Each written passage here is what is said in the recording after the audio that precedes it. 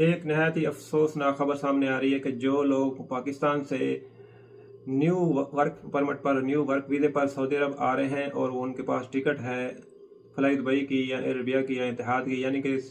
Direct وہ سعودی عرب کے کسی سٹی میں نہیں لینڈ ہو رہے اور ان کسی دوسرے سٹی میں، کسی دوسرے ملک میں جا رہے ہیں اور ان کو آف لوڈ کیا جا رہا ہے۔ اس کی کافی ساری ریزن ہو سکتی ہیں کہ آدمی وہاں سے کسی دوسرے کنٹری میں چلے جاتے ہیں، تو یہ ریزن بھی ہو سکتی ہے۔ اور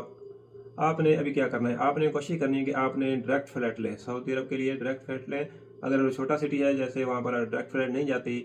جیسے پاکستان کی ایئر لائن ہو گئی، پی آئی اے ہو گئی، ایئر بلیو ہو گئی، دوسری ہو گئی، تو آپ نے جو ہے کنڈکٹڈ فلائٹ لے لینی ہے، جیسے سعودی لائن ہوگی، فلائی ناس ہو گئی۔ تو کوشش کرنی ہے آپ نے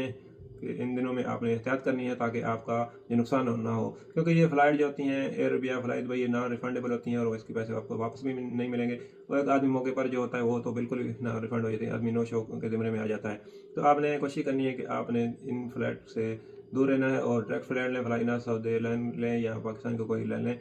تو آپ کو انشاءاللہ فائدہ ہوگا۔ ویڈیو کو شیئر کر دیجیے تاکہ دوسرے لوگوں کا بھی فائدہ ہو۔